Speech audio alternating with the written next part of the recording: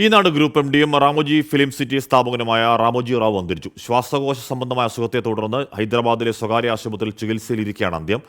പ്രധാനമന്ത്രി നരേന്ദ്രമോദി ഉൾപ്പെടെ പ്രമുഖർ അനുശോചിച്ചു. ശ്വാസതടസ്സം അനുഭവപ്പെട്ടതിനെ തുടർന്ന് ബുധനാഴ്ചയാണ് രാമോജി റാവുവിനെ ആശുപത്രിയിൽ പ്രവേശിപ്പിച്ചത്. ആരോഗ്യനില വഷളായതിനാൽ ഹൈദരാബാദിലെ സ്വകാര്യ ആശുപത്രിയിൽ വെന്റിലേറ്ററിന്റെ സഹായത്തോടെയായിരുന്നു ചികിത്സ.